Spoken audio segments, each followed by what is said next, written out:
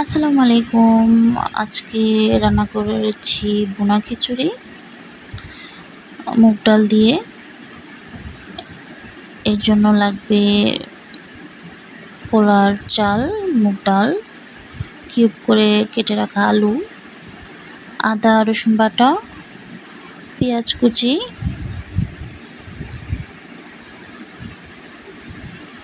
হলুদ, মরিচ, ধনিয়া এবং রাঁধুনি গুঁড়ো, জিরা, জয়ত্রী, জয়ফল, কাঁচামরিচ, এলাচ, দারচিনি, লবঙ্গ এবং তেজপাতা। একটি পাতিলে দিয়ে দেব পরিমাণ মতো সরিষার তেল। এখন এর মধ্যে দিয়ে দিব কুচি করে রাখা পেঁয়াজ, পরিমাণ মতো লবণ, একটু মিশিয়ে নেব। এখন এর মধ্যে দিয়ে দিব এলাচ, দারচিনি, তেজপাতা।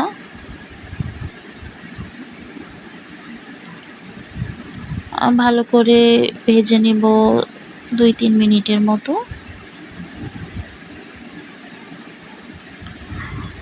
এই তো আমার ভাজা কমপ্লিট। এখন দিয়ে দেব 4 পিস লবঙ্গ, দিয়ে দেব আদা রসুন বাটা, আবারও ভেজে নেব 2-3 মিনিট।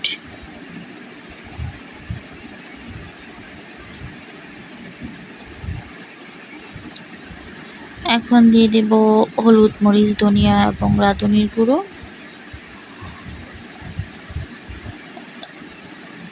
দিয়ে দেব জিরা, জয়ফল, জয়ত্রী গুঁড়ো। ভালো করে মশলাটা কষিয়ে নেব 4-5 মিনিট।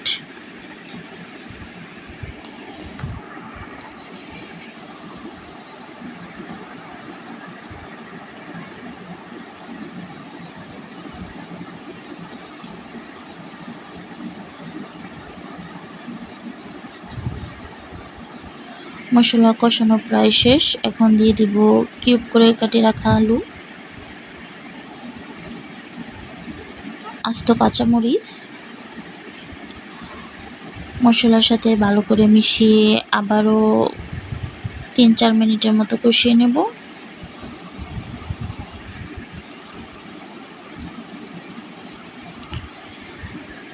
এই তো আমার আলু কষানো কমপ্লিট।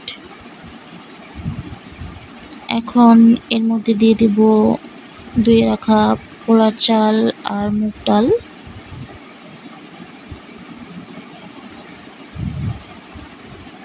ভালো করে ভেজে নেব 5-6 মিনিট। যেহেতু ভুনা খিচুড়ি, তাই চাল ডালটা ভালো করে ভেজে নিতে হবে।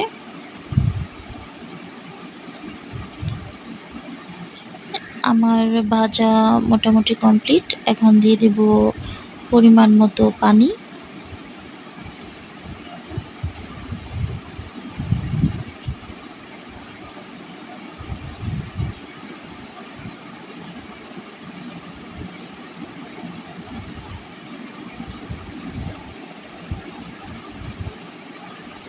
এতে একটু মিশিয়ে নিব ভালো করে। ঢাকা দিয়ে দিব। 50% মতো রান্না প্রায় কমপ্লিট।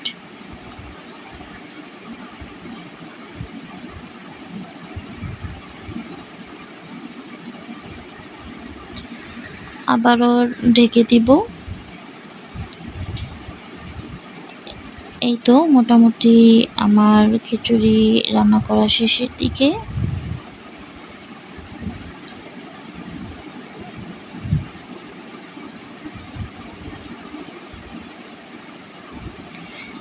এখন এর মধ্যে দিয়ে দিব একটা কামরাঙ্কা মরিচ, শুধুমাত্র গ্রানের জন্য।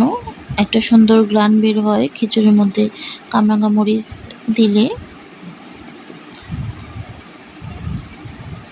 আবারও দমে রেখে দেব 5 মিনিটের মতো। এই তো কমপ্লিট আমার ভুনা খিচুড়ি।